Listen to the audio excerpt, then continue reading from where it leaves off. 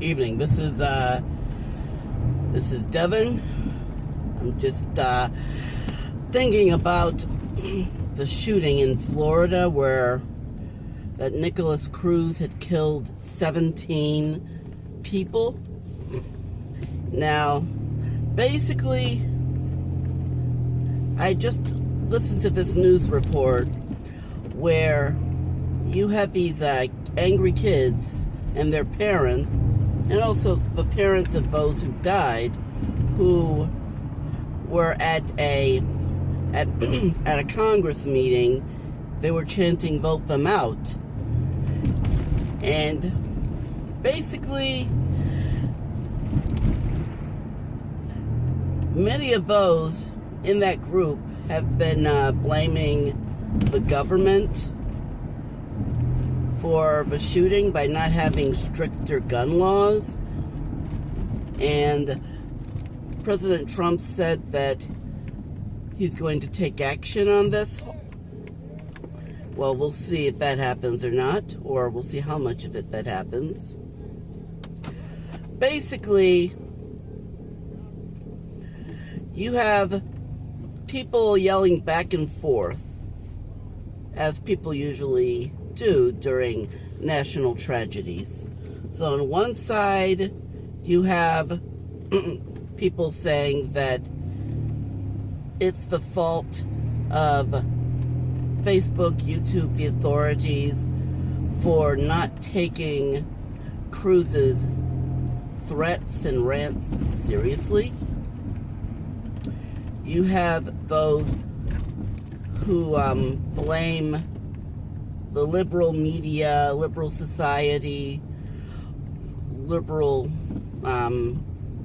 if you can call it liberal, for taking God and prayer out of schools.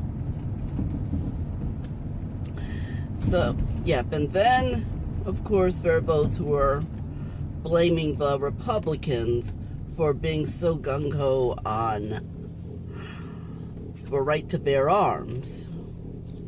Well, all I can say is there's one group of people that I blame for this crisis and a lot of the issues that we've had in the past year or so. I'm putting the blame on that 46% of those who did not vote for the election, the presidential election 2016. There, I said it, I'm not taking it back.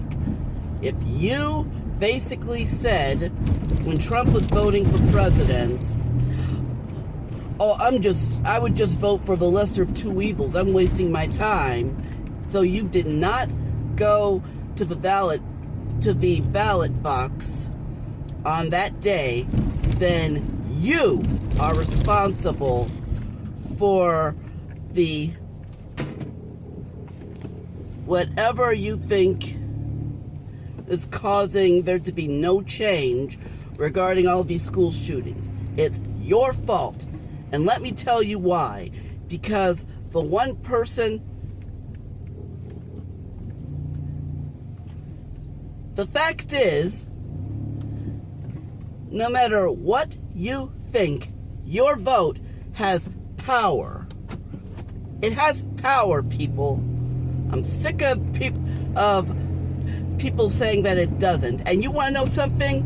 This is for the African American portion of that 46%. I am sick and tired of you saying that your vote does not count and that it has no power. You know what? If your vote did not count, if your vote does not have power, then why is it that our ancestors fought and died so that your black butts can get to that ballot box to vote? They died so that we could vote. They sacrificed their lives, their comforts, their freedom, and even the safety of their children so that we can go and vote, and for you to just not vote, that is one of the worst things you can do. And you want to know what? I'm going to say something else. You may not agree with this, but tough. The one person that you hated the most or disliked the most that was running for president, if you didn't vote, if you didn't show up for that ballot box, well, guess what? That's who you voted for. Like, people who were laughing and cheering that poor excuse for a mother who kicked her 6-year-old child out of the house, had the poor kid crying and sobbing because he voted for Trump at the school's mock election, not really knowing why he voted, but because he saw him on television. If you were laughing at that because you hate Trump so much, well, guess what? If you didn't show up to vote, you voted for Trump. I don't care how angry this makes you feel, because I have enough anger to counteract with any anger you have by me saying that you voted for Trump. Now, there are those who say that if Hillary had become president, that things would have changed because how Democrats are supposedly so into the sanctity of life for the common people that they would create laws to control gun violence. Well, let me tell you something. I could give you a million reasons why Democrats do not respect the sanctity of life any more than the Republicans in most areas. But let me just lay it out for you. When Clinton was president, there was Columbine, there was Jonesboro, there were other school shootings. When Obama was president, there were a lot of school shootings then. There was NIU. There was, I can't even remember all of the names. When there was Clinton, maybe there were a few school shootings then. But the simple fact is, these Democratic politicians are politicians. They will say anything that they can so that they can get elected and possibly become career politicians. For instance, the former governor of Illinois, Rod Blagojevich, when he was campaigning for governor, he talked about how he came from an ignorant family and that he knows what it's like to struggle, and how in high school he helped supplement his family's income by selling pizzas, and that if he's elected he would fight for jobs. Guess what? Within a year after he was elected and became governor, within a year, he laid off thousands of state employees. And when there were strikes going on, when the economy was making your typical Illinoisans struggle, he just looked the other way. So these politicians, they basically they're basically saying anything that they can to get elected. Now, sidebar, maybe this is why some people voted for Trump, because he was not a career politician. He basically, had called all career politicians names. And then, as soon as he had gotten into the Oval Office, he had gotten to work doing the things he said he was going to do. So that's why he has these supporters. And I'm not saying, and I want to get this straight, I am not advocating for President Trump in any way. I'm just stating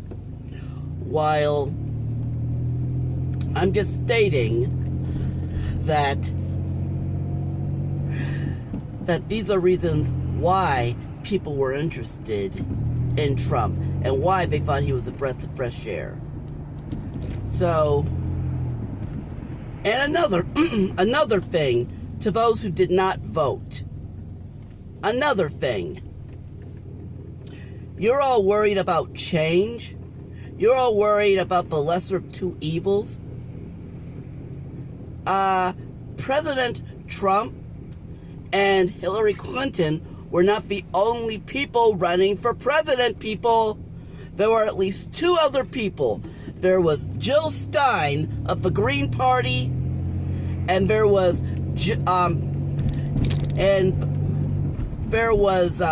Gary Jackson of the Libertarian Party, amongst other parties and independents.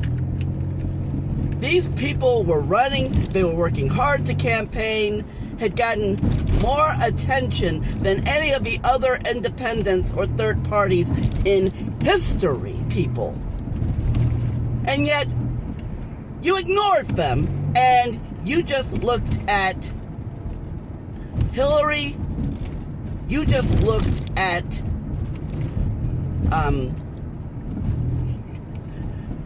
Trump, and you said, forget it, I'm not voting. Well, you know something? If less of you thought like that, maybe Jill Stein or Gary Johnson would have been elected president, and maybe we could break that record of having just Democrats and Republicans for president. But no, you completely ignored the third parties and the independents, and you did not vote, and now you're wondering why racism keeps happening, why there's such horrible class disparity, or heavy poverty and unemployment. You're wondering why we keep having these school shootings. You wonder why we keep having to hear about police officers getting shot and killed like Commander Paul Bauer. You know what? When you didn't vote, that was the change you voted for. You voted for things to stay exactly as they are now by not voting and letting the career politicians or the wild cards win. So, all I know is, and I'm not going to be polite here because I'm angry. You can tell I'm angry. If any of you start complaining about the school shootings, about racism, about all the social problems we've been having, and if I don't know already, I'm going to ask you a simple question. Did you vote in the presidential election? If you say no, then guess what? Conversation's over. We have nothing to talk about. I don't want to hear any complaining by someone who just decided not to wait in line for a mere 20 minutes and spend 5 to 10 minutes in a poll booth. So 20 to 30 minutes of your time for the sake of at least 4 years. So if 30 minutes of your time was not worth making at least 4 years or even a generation of changes, then I don't want to hear you complaining. I don't want to hear your belly aching. In fact, if you have any problem with the government, then just shut up. Now, on the other hand, I know that there are people who would have voted if they could. You have people who were sick on that day, too sick to get out of bed. Now, for that, this is not directed towards you. I'm sorry if I offended you. Then there are those who are ex-cons. And because of certain crime you committed in the past, you're not allowed to vote. Now that, honestly, if it were up to me, as long as you're not on parole, I personally believe that the decision, the choice, the punishment for your choices should have ended when either you were released from prison or when your parole ended. And then there are those who, for certain disabilities, truly could not understand how to vote or who to vote for, and they couldn't get help.